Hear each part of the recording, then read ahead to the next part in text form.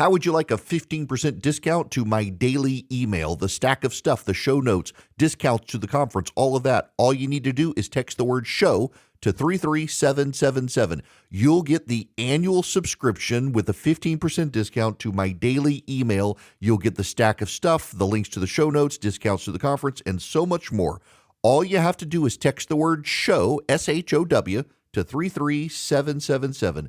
Text show to 33777.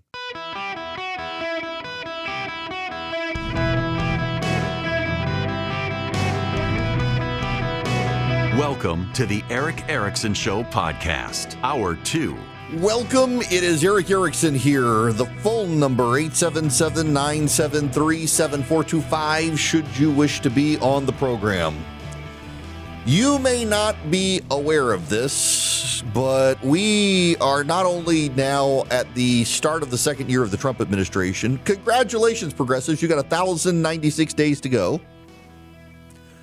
We are 10 days from a partial government shutdown.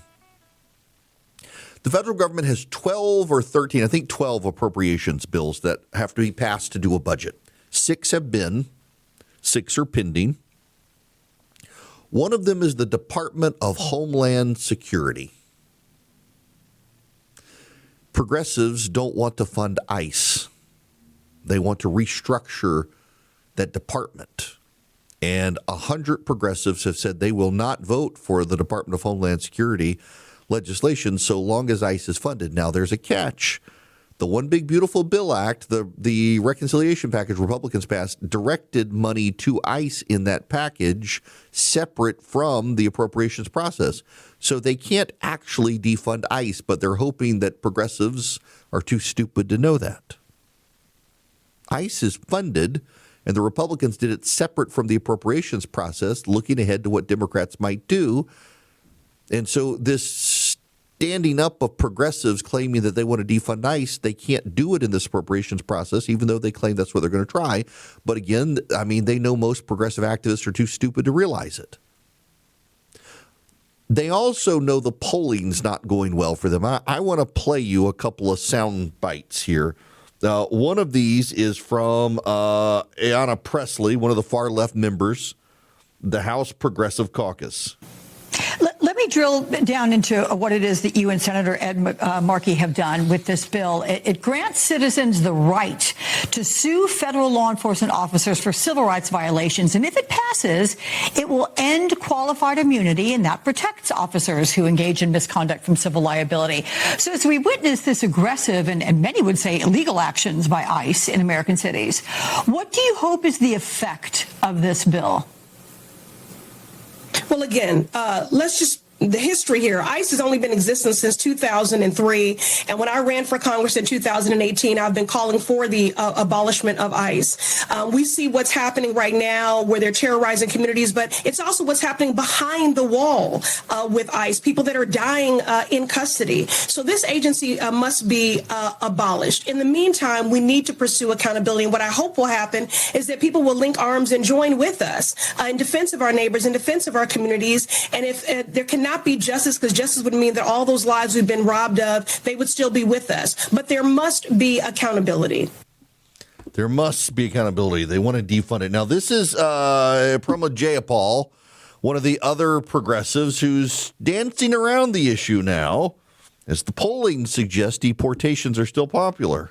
Adi, I never used the words abolish ICE. And if you look carefully at that bill that I introduced, what I said is that the agency itself of ICE, which never existed prior to 2001. As you remember, the Department of Homeland Security was created in the wake of 9/11, and a whole number of different departments and agencies were put together under DHS. That's when ICE was created. So my bill back then, and I never used the language abolish ICE, was really about restructuring DHS, moving the enforcement activities of ICE to another place and making sure that we had very good guardrails and accountability in place. I still believe that that is the decision we should be having. And at a minimum, what we should be doing right now when we don't have the gavels, we're not in control, is saying that we're not going to fund another penny to ICE and CBP without significant accountability and guardrails. Things like you can't arrest somebody without a judicial warrant, that you have to make sure that bond hearings are legitimately processed, that people have access to those, that people can't be masked. ICE and CBP agents can't be masked and hiding their identities while they're in communities. These are the kinds of things that I think every American agrees with and is horrified by as we watch the scenes out of Minneapolis. No, I don't agree with that at all. I think the ICE agents need to be masked. I mean, look at the witch hunt over the ICE agent who shot Renee Good. Look at the people storming into the church because they got word of a pastor there who was on ICE's payroll. By the way, that guy was not at the church that day. They're targeting ICE agents for harassment. The ICE agents absolutely need to be masked. And as for this, no one can be arrested without a judicial warrant. They're not arresting people except those who have deportation orders. And a deportation and immigration issue is different from a criminal issue. And that's essentially her sleight of hand here. They really do hope you're too stupid to realize this. They want illegal aliens to be in this country unless they actually have been convicted of crimes or charged with crimes. And then you get a judicial warrant. That's where the judicial warrants come in, is for people who are charged with crimes. Yes, side note, cross the border illegal, not arguing on that point with you. They mean actual crimes once they get here. And then you've got Ruben Gleo in the Senate who, boy, does he, listen, this is him with Jake Tapper first. A CNN poll this week found that half of Americans, more than half really, think ICE is making cities less safe. A growing number of Democrats are renewing calls to abolish ICE entirely in the wake of the death of Renee Good a couple weeks ago. You have said that ICE is a problem, it's out of control, but that abolishing ICE would be a mistake. Why? Well, look, I think ICE needs to be totally torn down. It has to be, created in the image of what people want, right? And what does that look like? From my experience running in Arizona, in a very hard state when it comes to immigration issues, people want immigration enforcement that goes after criminals, right, and focuses on criminals. And immigration enforcement is actually focused on security and not the goon squad that has come from Stephen Miller and Donald Trump. One that issues warrants, one that doesn't have people masked and acting like, we're a third world police force. What we're seeing right now is not what we want from ICE. And we can create and have a force that's actually focused on immigration and on security and not this type of intimidation that's happening right now. Now, that was him. We want reform is the language they're using now, but this is him actually inside the U.S. Senate chambers as someone confronted him with the camera. Same guy. What do you think of the rhetoric you're hearing from progressives in the party, in your party, saying, abolish ICE, get rid of ICE, and not denouncing a lot of this activity? Well, you think it needs to be toned down? No country exists without some type of deportation force. So it's absolutely ridiculous. I think there's some legitimate arguments where we could talk about how we should maybe rein it in, who they should be targeting for deportation, what the process is, what the judicial process, everything else like that. But this idea that we're going to abolish ICE is BS. It's always been BS. It's just a thing that comes back every couple of years, but it's not legitimately realistic but how the world works. So he's telling this guy the idea of abolishing ICE is BS, and then goes to Jake Tapper. Yeah, we need to defund them and completely restructure them and reform them. We need to get rid of them. That's where their talking point has come now is this, we're going to reform them.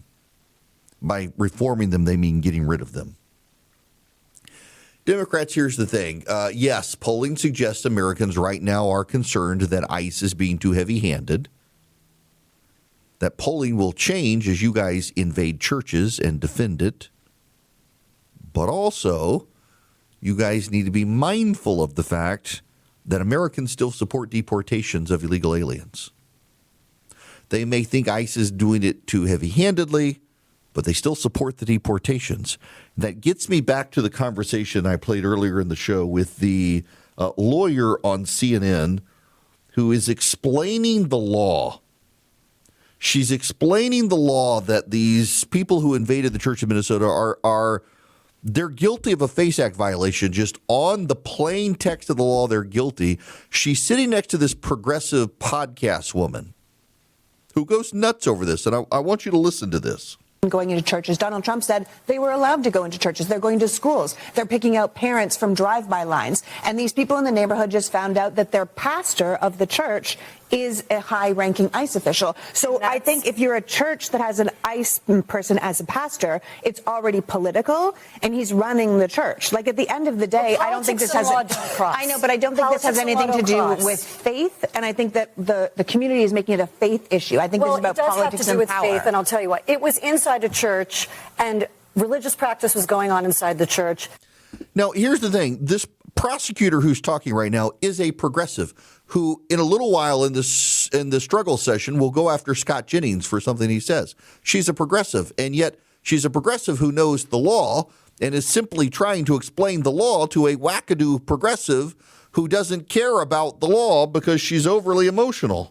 They basically allegedly stormed into the church, interrupted it, disrupted it, physically blockaded it. And not only is a federal law possibly involved, and I don't think the state is going to pursue this, but they could be found guilty of a trespass, allegedly, for entering that church with the intent to commit unlawful activity. I don't know that the state's going to pursue anything.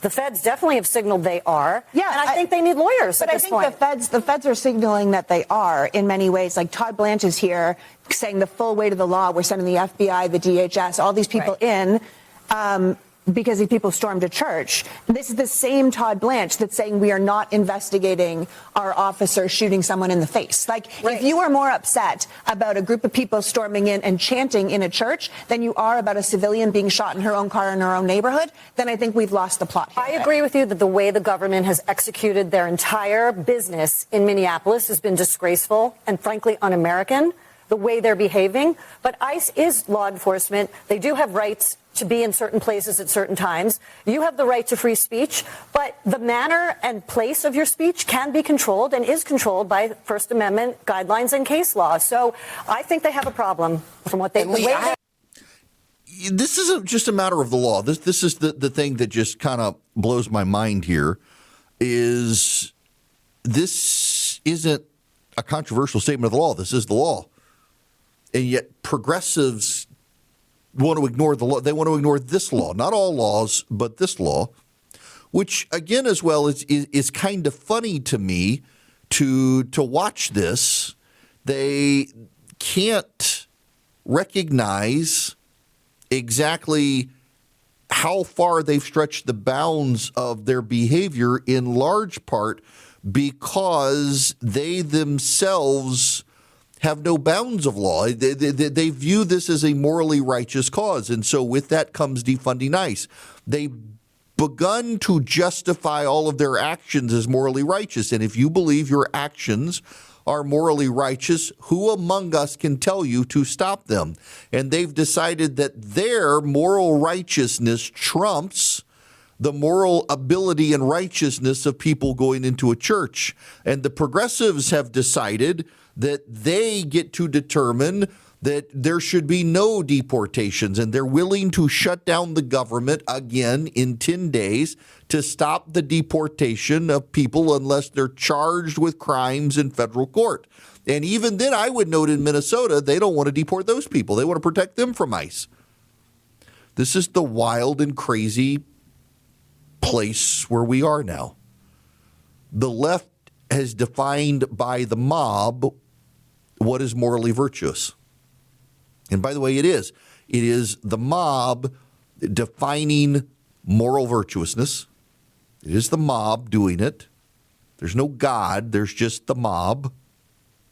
And they will impose mob rule on all of us. And they will storm into churches.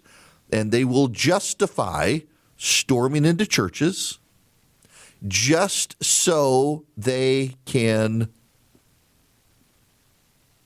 shut down ICE and harass the government, which is enforcing the immigration laws of the United States. These people have lost their minds. And again, I say it again, with all respect and love to all of you, this is a giant story. The left has decided that it can storm into churches, and an attorney general of a state is justified in excusing it and won't prosecute it. But the bigger story of the day is the president possibly breaking up NATO because he wants to invade Greenland. I would rather talk about Minnesota, but you can't ignore the elephant in the room. That is the Greenland situation. Hi there. My friend Justin just sent me this link to City's Church. Jonathan Parnell, the pastor there, he and I have a lot of friends in common. Realized he was following me on Twitter. I'm following him now. This is the statement from City's Church. They just released this statement. Jesus is real. When we gather on Sunday mornings to worship him, we are gladly giving ourselves to what is most central and sacred in our life together. We worship Jesus, stretches as the main banner of our church alongside two other pursuits that flow from it, loving one another and seeking the good of the Twin Cities. On Sunday, January 18th, a group of agitators jarringly disrupted our worship gathering.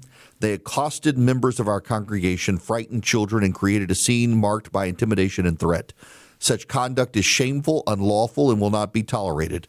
Invading a church service to disrupt the worship of Jesus or any act of worship is protected by neither the Christian scriptures nor the laws of this nation. We welcome respectful dialogue about present issues and about how the realness of Jesus, as revealed in the Bible, provides the only final answers to the world's most complex and intractable problems. Jesus Christ, the divine Son of God, lived, died, and rose again for the rescue of all who put their faith in him.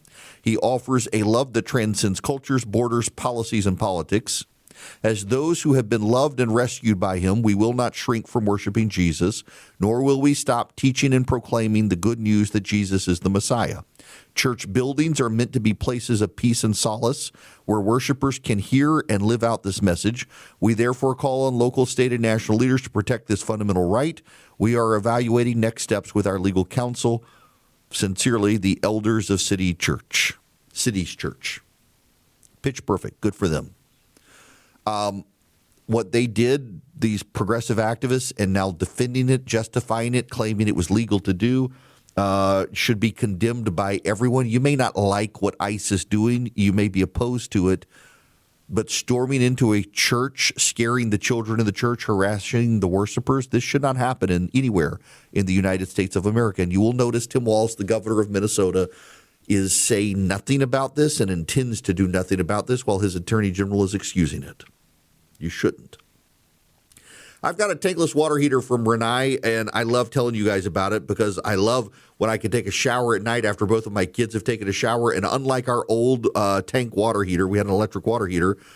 Now I can get in the shower and know I'm going to have hot water for as long as I want it, just like them. You can go to talkingtankless.com and see for yourselves. The Renai tankless water heater is made in the USA. It is reasonably priced. It's the size of a carry-on suitcase. And your water flows through this thing, and it gets hot, and you never run out of it. I love it. TalkingTankless.com is the website. You want a made-in-the-USA product? Here is a genius product that ensures you forever have hot water, and it saves. I mean, our power bill, we had an electric water heater, and now using the Renai tankless water heater, our power bill's gone down, even having two teenagers in the house. And we have two teenagers in the house, and we never run out of hot water. TalkingTankless.com. You need one of these for your house. They're easy to swap out from your tank. Ditch it today with Renai. Hello, welcome. It is Eric Erickson here across the nation. Glad to have you. Boy, we got a lineup of Oklahoma callers today from Tulsa to Oklahoma City. We got them all listening. I appreciate it. At some point, fine folks of Oklahoma, I'm coming out to see you guys. I intend to go to see the Pioneer Woman as well and check out that area of the state. My wife really wants to go out there and brand cattle with the Drummonds. My wife, literally, her dream is to get on her Harley and ride it all the way to Oklahoma to see Ree Drummond and her husband and brand cattle. That's what she wants. Before she dies, I don't understand why. I'm sure it's because she watched City Slicker when she was a kid or something. I don't know. But I'm coming back to Oklahoma this year. Now, let's go to Oklahoma City to Brian. You're going to be up next. Welcome to the show, sir. How are you? Hey, I wanted to talk about this abolishing ICE issue. First of all, I think they misspelled IRS, but I'm not sure. Yes. Now, listen, man, I operate on a pretty basic principle that helps me make decisions. If it doesn't work on a hamburger at McDonald's, then it doesn't work, period. So what I mean by that is, for example, if I go to McDonald's and I order a hamburger and I ask for, no mustard, and they put mustard on it and I get mad, that doesn't give me the right to have the drive-through guy's address and go to his house and harass his family or go to his church and harass his congregation. That guy at the drive-through has just as much privacy rights to do his job as an ICE agent. An ICE agent just filled out an application and got the job. He's not the law. He didn't make the law. He's just doing a job that he's told to do. So you have to keep the perspective that the guy standing there in the riot gear with his shield, he's just, getting a paycheck. He's not, the congressman in D.C. that wrote the law that you disagree with. He's just an average guy, citizen just like you or me. Okay. And, so show a little respect. You wouldn't want somebody to come to your job and harass you. So, just remember that he's just doing a job. First of all, Brian in Oklahoma City, I'm holding you out as a model caller for the rest of you listening. Notice how I said, welcome, Brian. How are you? He got right to the point. Not only that, Brian's making a very good point. But, Brian, you have missed something fundamental. And I don't mean to call you out live on air, but these ICE agents, they're Nazis, and so we have to go after the Nazis, and we shouldn't have allowed the Nazis to have a private life. At least, this is the logic of the left right now, that because they're engaged in Nazi-like activity, they should surrender their privacy, which is nuts. And this is what happens when you vilify so many American citizens because you've decided that you're on the morally righteous side of the illegal immigrants. What we're watching the left do is rationalize away everything, very much like the Nazis themselves did in order to exterminate those they did not like. We're seeing the left do this. They're mentally justifying it. But, I got to tell you also, Brian, that Charlie wrote this little note. He says, nice little anecdote Brian wants to say about ICE and McDonald's. It'll make sense. He was right. Well, let me also say this. Okay, so you think ICE is Nazis. Well, if you don't like the customer service at McDonald's, don't go there. Go someplace else. Move. Canada, yes. How about you don't break the law and enter the country legally? Yes. You have options. You weren't forced into this situation. McDonald's is not holding you down and jamming the hamburger down your throat. Okay? Yep. So get your head straight, first of all. That's all I'm saying. It's a very simple thing. I do it in my business, and everything that I do is if it doesn't work on a hamburger at McDonald's, it doesn't work on anything. So I think that's a great comparison. I may have to steal that one from you. And look, well said, and I appreciate the point, too. These are American citizens doing their job, and when you can twist and rationalize because you're a progressive that these are Nazis, no, they're not. They are, in many cases, your neighbors who disagree with you on illegal aliens. They may even disagree with how they're going about doing it, but they're following their orders, and they're not putting people in concentration camps. They're not putting people in gas chambers. They're not gunning them down generally as part of the course. It certainly happens, the Renee Good situation. But it's not something that happens on a daily basis. They are charged with deporting people who are in the country illegally, who don't have the permission of the country to be here, which is a totally legal and justified thing. And the fact that you are signaling that you're somehow more morally virtuous doesn't actually make it so. If anything, it makes you more of a jerk in how you're going about it. Jeff, calling from Tulsa, you're going to be up next. Welcome. Yeah, hey, Eric. I was calling about this Minnesota thing. The U.S. DOT is doing the same thing to illegal truck drivers. So what is the difference between a U.S. DOT officer and an ICE officer? Great question, because they are. In fact, I saw the paper here the other day that they pulled over, I think, 2 different 18-wheelers that were being driven by illegal aliens who had gotten licenses in California. Yeah, I mean, every day they're just cracking down harder and harder, but we don't have these left-wing extremists going after DOT. Right. Yeah. Well, now you've given them the idea, Jeff. Good for you. Yeah, I mean, seriously, though, they're not.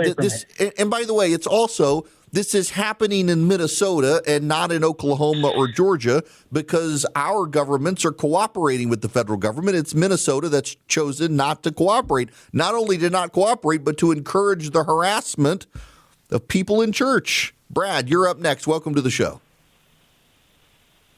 Hey, Eric. The bigger problem that we've got that nobody's talking about with the whole Minnesota church deal is less than 6 months ago at the Annunciation Catholic Church in Minneapolis, a leftist activist stormed the church and shot a bunch of people.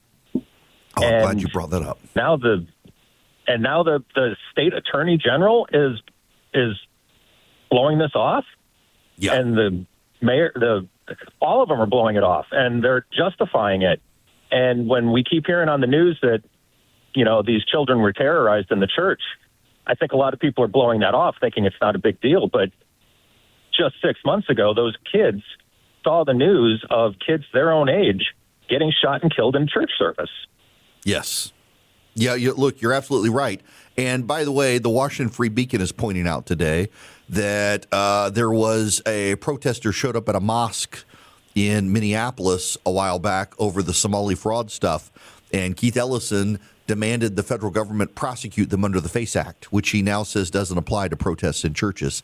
I mean, the whole combination of this stuff is just wild to me to witness the mental melting and breakdown of the Democratic Party just on the basis of sheer logic. It's all emotion. Mike, Jacksonville, Florida, you're up next. Welcome. Thank you, Eric. I appreciate it. I love the show. I was wondering, is the left smarter than we think they are? As far as naming whether it's Trump as Hitler, ICE as Nazi Gestapo and that, so that they have the moral high ground in their thought process, like you said over and over, they are doing right. Was this intentional? Oh, look, I absolutely think the rhetoric they're using is designed to stimulate fear and hostility of the left to motivate them to go to the polls in November. This is all about keeping people amped up throughout this year to give them some righteous cause that we're not our grandfathers storming the beaches of Normandy, but we're going to storm the polls to get the Nazis. And by the way, that is working. This is Harry Itten over at CNN. Yeah, okay. The answer is that the party that does have a motivation problem is the Republican Party, okay? This, I think, sort of tells the story. Extremely motivated to vote this election cycle. You go back to October of 2024, just before Donald Trump was reelected. Hello, Republicans led on this measure. 67% of Republicans, or those who lean Republicans, said they were extremely motivated to vote in 2024, compared to just 62% of Democrats. Republicans felt like, hey, we're going out for ice cream, like a child going out for ice cream. You come over to this side of the screen, Republican enthusiasm down. Now they feel like they're going to the dentist. Just 50% of Republicans say they're extremely motivated to vote in 2026, compared to 66% of Democrats. That's actually up a little bit. So Republicans are depressed in terms of their motivation compared to Democrats, and very much so compared to Republicans back during the 2024 cycle. Look, I mean, this is just the data. You can dispute the data, but every time you dispute the data these days, you get it wrong. I mean, the Democrats were saying, oh, this is all wrong in 2024, and look what happened. Trump won the popular vote. And right now, Democrats are far more motivated. Now, difference here is the level of gerrymandering in House races will neutralize some Democratic gains, but they can still gain it. The problem here is really on the Senate side. You got Paxton, the Attorney General in Texas, running as the Republican. He's probably going to beat Cornyn in the primary. And, well, that's going to be a problem for the GOP because he's not well liked. He can probably win, but you're going to have to spend a lot of money there, which you're not now going to be able to spend in Georgia, where you got Mike Collins leading the Republicans. And Collins is now scandal-plagued with a House ethics investigation. John Ossoff beat David Perdue by focusing on ethics. And now Mike Collins is walking into the trap in Georgia unless the Republicans Republicans wise up and vote for someone else. And then you got in North Carolina, Tom Tillis is leaving. You've got Democrat Roy Cooper is running ahead. That would be a Democratic pickup. If the Republicans screw up the nomination in Georgia, the Democrats hold it. In Texas, you got Paxton. And I mean, I'm assuming people would vote for him over Jasmine Crockett or Tellerico. But I mean, it's still, you're going to have to spend money to defend it. The Republicans could screw up the Senate races in their primaries. They absolutely could. The president's not making things any easier for them. The result is the Democrats feel emboldened right now, and they feel like they can be as crazy as they want to be, and they're not going to be stopped. Now, I think they're wrong in this. I actually think that if we can get past the Greenland nonsense and some of the foreign policy nonsense, and the president just disappear for a little bit, go away, let us focus on the crazies in Minnesota, I think the Republicans recover. It's still going to be a difficult fight. But I'm not fatalistic right now. I will say the data is not on the GOP side. Look at the polling average, not the polls. In the polling average, Donald Trump is about where Obama was in his second term, midterm, and that was a disaster for the Democrats then. So this could be a disaster for the Republicans, the way the special elections have been trending. Listen, if you're in middle Georgia where I am right now, there's a special state Senate election. It's a state Senate. It's not even the House. It's not the Senate. State Senate. And the Democrats are showing up and Republicans aren't. This is a seat that should go for the Republican by about 20 percentage points. And the Democrats have turned up in early voting so much so that the Democrats, if Republicans don't show up to vote today in middle Georgia, could pick up a seat that should be 60-40 Republican. Republicans are simply not voting. And every loss in a safe seat for Republicans is a failure of the Republican Party right now. And they're simply not showing up. It's kind of the craziest thing to watch right now. So I would tell Republicans, you got to find a way to get motivated. And I would tell the president, your inanity on Greenland and Europe and the like is doing nothing but encouraging Democrats to show up and independent voters who vote Republicans to stay home. The independent voters, they don't want to vote for the wackadoo Democrats. But if they stay home, it's the same thing. And you're not providing incentive to the independents to go vote when you're talking about invading Greenland or conquering Greenland or alienating our allies or starting a trade war. It's just bad politics.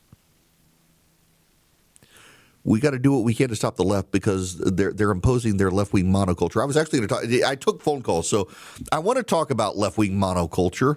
And I'll probably start the next hour on this left-wing monoculture because you need to understand what it is, because the Virginia Democrats have now taken over as of yesterday, and they are barnstorming progressivism as rapidly as they can into Virginia as the Democrats from California to Virginia embrace the same sort of anti-American platform.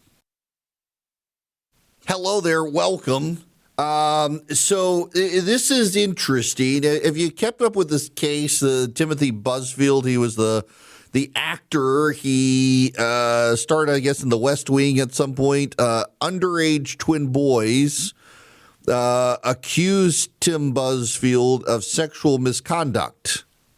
But we now have new audio that has been released in the investigation, and they originally told investigators that he did not touch them. The police audio obtained now by the New York Post featured the 11-year-old child actors being interviewed by police in November of 2024. The police asked, no one can touch your private areas, correct? The boys said yes. The officer asked if Busfield ever touched them, and they said the boys denied it. Didn't do that. Never touched me, says one. Presented by Busfield's attorney in a New Mexico court on Monday, calling it an unequivocal denial. The audio was submitted. Now, according to the criminal complaint, one of the boys confided in a therapist, according to the child's mother, and the boys denied it to the police. What a wild thing. Here with this. And there's a lawyer who has come out and claimed that she knew all about inappropriateness in this situation. So we'll see. The allegations were big, became a big story. He is in court in arraignment in his orange prison jumpsuit, and now comes the audio from the two kids denying he ever did anything to him, to the police officers. Just that not a twist I saw coming. Wow. All right. Here's your depressing data point of the day. Turns out 27% of Americans eat their most recent meals alone, up from 17% in the early 2000s. 27% of Americans report eating all of their most recent meals alone. This is from 2003 to 2023. This is from the World Happenings Report, and it is a measure of how isolated we are in the United States. More Americans today will eat meals alone than at any time in American history. The isolation in this country is driving the mental health problems that we're having in this country. Those mental health problems are driving the political problems in our country. So many of the problems we're suffering in this country come from isolation and despair. And it's only getting worse. This is not helpful data. This is one reason I invite friends over to sit on my porch and break bread and have bourbon cigars, watch football, making a point to have company with other people. It's good for your mental health. It really is. Now, what's good for your company is using Vision Computers, because they can build you new computers. They can upgrade your computers. They can save you money. And not only that, they can also be your IT support.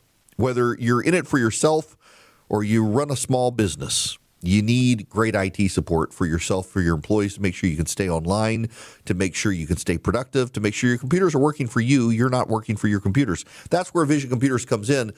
They can even help you get proficient with AI. They can explain how you can incorporate it into your business. And the genius is, they're human beings. You call them at 404-COMPUTE today. You get a human being on the phone. They answer quick. Or go to visioncomputers.com, 404-COMPUTE, or visioncomputers.com. Vision can take care of you, build your computers. Vision can upgrade your computers. They can be your managed IT. Your employees will get a special phone number. The employees call, and your employees will get a human being on the phone faster than they can find the answer on Google of what's going on with their computer. Vision can even remote in if need be. Your employees stay productive, your computers stay online, your company stays up and going, and you save money by not having the in-house IT six-figure salary. You have Vision Computers doing it. 404-COMPUTE. Call them today nationwide.